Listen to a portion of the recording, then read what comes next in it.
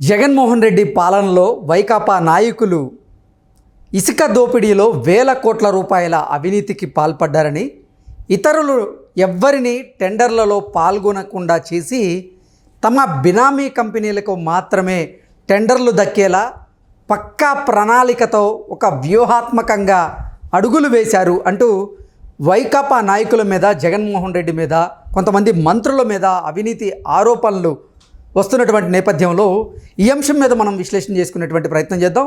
ప్రస్తుతం మనతో పాటు ఉన్నారు ప్రముఖ రాజకీయ విశ్లేషకులు, ప్రముఖ సీనియర్ జర్నలిస్ట్ దుర్గా వడ్లమణి గారు. వారితో మాట్లాడదాం. దుర్గా, నమస్తే అండి. నమస్తే. జగన్మోహన్ రెడ్డి పాలనలో మంత్రులు అలాగే వైకాపా నాయకులు కొంతమంది ఇసుక దోపిడీలో వేల కోట్ల రూపాయల అవినీతికి పాల్పడ్డారని, ఇతరులను ఎవ్వరిని టెండర్లకు రానియకుండా చేసి వారి బినామీ కంపెనీలకు మాత్రమే టెండర్లు దక్కేలా ఒక పక్కా ప్రణాళికతో వారు అడుగులు వేశారు అంటూ జగన్మోహన్ రెడ్డి మీద, అలాగే కొంతమంది మంత్రుల మీద, అలాగే వైకాపా నాయకుల మీద కూడా ఆరోపణలు గుప్పమంటూ ఉన్నాయి. దీని మీద మీ విశ్లేషణ ఏంటి? మీరు చెప్పినట్టుగా వాళ్ళు చెయ్యని దందాలు లేవండి. మైనింగ్ నుంచి మనం ఇసుక దందా ఇవన్నీ చెప్పుకున్నవే. మద్య మాఫియా కావచ్చు. ఇప్పుడు ఇసుక కూడా ఏం తక్కువ కాదు. ఇప్పుడు మనం లోతులకు వెళ్ళి చూసే కొద్దీ వాళ్ళు చేసిన అక్రమాలు ఏంటి అనేది బయటపడుతున్నాయి ఒక్కొక్కటిగా. వీళ్ళు అసలు ఎంత దారుణం అంటేనండి, అంటే వాళ్ళకి కావాల్సిన కంపెనీకి ఇచ్చుకోవటం కోసం ఇప్పుడు ఈ ధరావతు పెర్ఫార్మెన్స్ గ్యారంటీ అని ఉంటాయి వాళ్ళకి. అది 1% మామూలుగా గతంలో అయితే దాన్ని 1 నుంచి 8% పెంచారు. దీనివల్ల ఏమవుతుందంటే, ఇప్పుడు మీరు మామూలుగా 1500 కోట్లు దాని వాల్యూ అనుకుందాం అన్నప్పుడు ఇదివరకు అయితే 15 కోట్లు కడితే సరిపోయేది. ఇప్పుడు 120 కోట్లు కట్టాలి. 120 కోట్లు అంటే బ్యాంక్ గ్యారంటీ కిందకి అనమాట. ఇప్పుడు ఇది పెర్ఫార్మెన్స్ గ్యారంటీ అంటే బ్యాంక్ గ్యారంటీ. ఏ బ్యాంకులు వస్తాయండి ముందుకి? అంటే మిమ్మల్ని రాకుండా చేయటం కోసం ఈ నాటకాలంతా. ఇప్పుడు మీరు 120 కోట్లు కట్టేసి మీకు వెనక్కి వస్తుందో రాదో తెలియదుగా. ఇప్పుడు 10 మంది అందులో పాల్గొంటారండి బిడ్లో. ఆ బిడ్లో పాల్గొన్నప్పుడు ఒక కనీసం 6-7 కంపెనీలైనా ఉంటాయి కదా. ఒక్కొక్కళ్ళు 120 కోట్లు చెల్లించాలంటే మాటలా? ఇప్పుడు 1500 కోట్లు అక్కడ వస్తుందో రాదో తెలియదు. సో ఈ విషయంలో ఏమైందంటే, వీళ్ళకి కావాల్సిన వ్యక్తుల చేత బిడ్ వేయించేస్తారు. వేయించి ఇవన్నీ నాటకాలు. టెండర్ వేయడానికి ఇతరులు ఎవరిని కూడా రానివ్వకుండా కేవలం వీరి బినామీ కంపెనీలు ఏవైతే ఉంటాయో వాళ్ళతో మాత్రమే టెండర్లు వేసేలాగా పక్కా ప్రణాళికతో వీళ్ళు ఒక వ్యూహాన్ని రచిస్తారని, ఆ వ్యూహం ప్రకారంగానే వారు ఆ టెండర్ ప్రక్రియ పూర్తి చేస్తారు అంటూ వారి మీద కొన్ని ఆరోపణలు అయితే వస్తూ ఉన్నాయి. ఇది వాస్తవాలే ఉండొచ్చండి, ఆరోపణలు ఎందుకు? ఇప్పుడు జరిగితేనే కదా బయటకు వస్తుంది. కాబట్టి వీళ్ళు ఈ జేసీ అని ఒక కంపెనీ ఉంది వాళ్ళకి, అంటే జయప్రకాష్ వెంచర్స్ ఏదో ఉంది వాళ్ళకి. ఆ కంపెనీకే ఇస్తారనమాట, బినామీ కంపెనీ అది. సో ఆ కంపెనీకి ఇచ్చుకోవటం కోసం వీళ్ళని నాటకాలు ఆడతారు. ఆ తర్వాత రాజస్థాన్కి సంబంధించి ఏదో ఇచ్చారట. సో ఈ జేసీ కంపెనీ కాకుండా ఈ జేపీ కాకుండా తెలంగాణకు సంబంధించి ప్రతిమ అని ఒకటి ఉందిట, వాళ్ళకి 2 వెంచర్స్ ఇచ్చారట. అంటే ఇప్పుడు మనం ఈ తెలంగాణకి ఇచ్చారు అన్న దాని మీద కూడా మనం దృష్టి పెట్టాలి. ఎందుకంటే తెలంగాణ వాళ్ళు గొడవ పెడుతూ ఉంటారు కదా, ఆంధ్ర వాళ్ళకి ఇక్కడ ఇచ్చేస్తున్నారని. కాబట్టి పంచుకున్నారని మనం అర్థం చేసుకోవాలి. కేసీఆర్ కావచ్చు, జగన్మోహన్ రెడ్డి కావచ్చు, సరి సమానంగా. అంటే ఇక్కడ తెలంగాణలో ఆంధ్ర వాళ్ళకి ఇస్తే ఆంధ్రాలో తెలంగాణ వాళ్ళకి ఇచ్చారు వీళ్ళు. సో ఆంధ్రాలో తెలంగాణ వాళ్ళకి ఇచ్చారు వీళ్ళు. మనం అదే అబ్జర్వ్ చేయాలన్నమాట.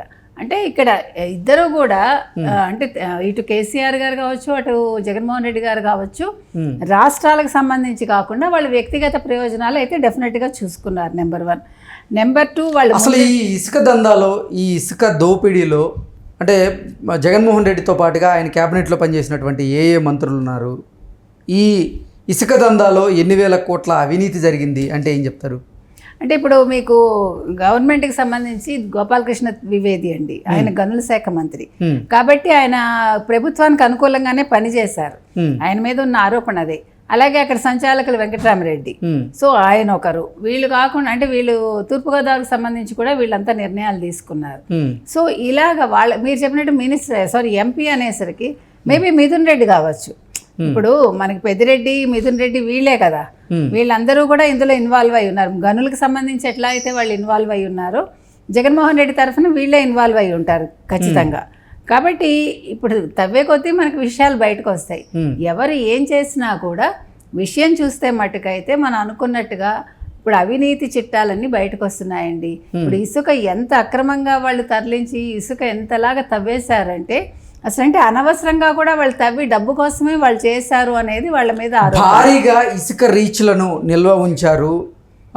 ఇప్పుడు ఆంధ్రప్రదేశ్లో వైఎస్ఆర్సీపీ అధికారాన్ని కోల్పోయినప్పటికీ 1 సంవత్సరానికి సరిపడా ఇసుక రీచులు ఇంకా వైకాపా నాయకుల దగ్గర ఉన్నట్లుగా ఒకంత వార్తలు కూడా వస్తున్నాయి. ఏంటి పెద్ద ఎత్తున ఇసుక రీచ్లను వారు ఏర్పాటు చేసుకున్నారా? ఒకవేళ అధికారాన్ని కోల్పోతామని వాళ్ళు ముందే భావించారా? అందుకే ఇసుకని వ్యాపారం చేసుకునేలాగా వారు పక్కా ప్రణాళికతో ఇటువంటి ఏర్పాట్లు చేసుకున్నారా అంటే ఏం చెప్తారు? వాళ్ళకి అసలు యాక్చువల్గా మన నవంబర్కి అయిపోయిందండి వాళ్ళది టర్మ్. ఇప్పుడు ఎవరికైతే ఇచ్చారో ఈ టెండర్ ప్రక్రియలో అయిపోయినా కూడా వాళ్ళు కొనసాగుతున్నారు. నెంబర్ 1. నెంబర్ 2, వాళ్ళు ఇసుక రీచ్లు అయితే పెట్టుకున్నారు. అయితే వాళ్ళు ఓడిపోతామని అయితే ఊహించలేదండి.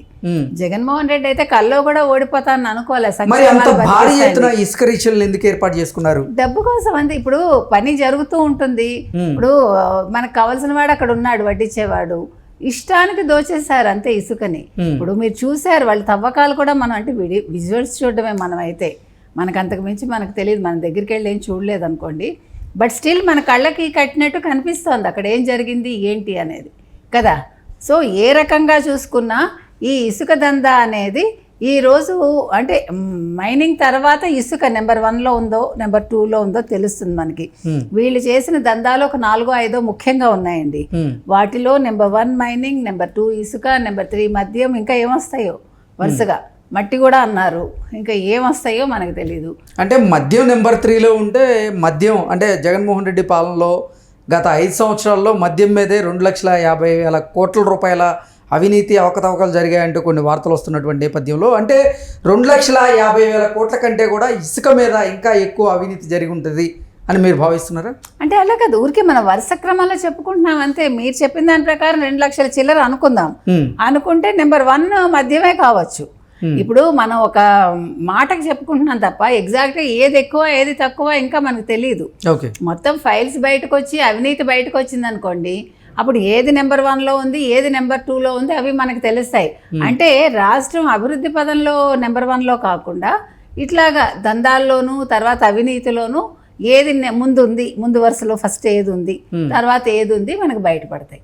కాబట్టి జగన్మోహన్ రెడ్డి పాలనలో ఆయన నన్ను ఎందుకు నేను ఓడిపోయాను, సంక్షేమాలు ఎందుకు నన్ను గట్టెక్కించలేదు, ఆ ప్రేమలు ఆప్యాయతలు ఏమైపోయాయంటే ప్రేమలు ఆప్యాయతలు ఈ దందాల్లో కొట్టుకుపోయాయి అన్నమాట. అది అంటే జగన్మోహన్ రెడ్డి ప్రభుత్వంలో ఇసుకని దోపిడీ చేసిన వారిలో ముందు వరుసలో పెద్దిరెడ్డి రామచంద్రారెడ్డి అలాగే అతని కొడుకు పేర్లను వినిపిస్తూ ఉన్నారు. ఏంటి నిజంగా ఇసుక దోపిడీ అంటే పెద్దిరెడ్డి రామచంద్రారెడ్డి ఎందుకు గుర్తొచ్చేటువంటి పరిస్థితి ఉందంటే ఏం చెప్తారు? అంటే వాళ్ళు మొత్తం వాళ్ళ నియోజకవర్గాన్ని, లేకపోతే ఇప్పుడు మీరు మొత్తం చిత్తూరు నియోజకవర్గం తీసుకున్నారనుకోండి, వాళ్ళ చేతుల్లో పెట్టుకున్నారు, వాళ్ళ కనుసన్నల్లో పెట్టుకున్నారు. వాళ్ళని బెదిరించి అక్కడ ఉండే నాయకులు కావచ్చు, లేదు అంటే వ్యాపారస్తులు కావచ్చు, ఎవరినైనా కూడా వాళ్ళు మొత్తం అన్నీ వాళ్ళ చేతి కిందకి తెచ్చుకున్నారు వాళ్ళు. ఇప్పుడు ఇసుక కావచ్చు, మరి మైనింగ్ కూడా మనం ఎన్ని విన్నామండి. ఇప్పుడు మైనింగ్ కోసమే కదా గొడవలు అయ్యి పులివర్తి నాని అట్లా చేశారు వాళ్ళు. సో ఇవన్నీ కూడా చిన్న విషయాలు కాదు. పెద్దిరెడ్డి అంటే ఒక భయపడే స్థాయికి ప్రజలు తయారయ్యారు. అంటే అంతలాగా వాళ్ళు భయపెట్టి ఈ కబ్జాలు చేయటం కావచ్చు, లేదు మీరు చెప్పినట్టుగా ఈ ఇసుక దందా కావచ్చు, మైనింగ్ కావచ్చు, అంటే అవినీతికి అంటే ఏదైతే ఆలవాలంగా ఉందో, మనకి ఏదైతే డబ్బు తీసుకొస్తుందో వాటి మీద వాళ్ళ కన్ను పడిందండి. అందుకని ఈరోజు ఇవన్నీ కూడా జరిగాయి. ఇప్పుడు ఈ జరిగిన దాన్ని ఒక్కొక్కటి బయటకు తీస్తున్నారు. మనకి త్వరలో మొత్తం విషయాలు బయటకు వస్తాయి. ఓకే అండి, థ్యాంక్ యూ సో మచ్.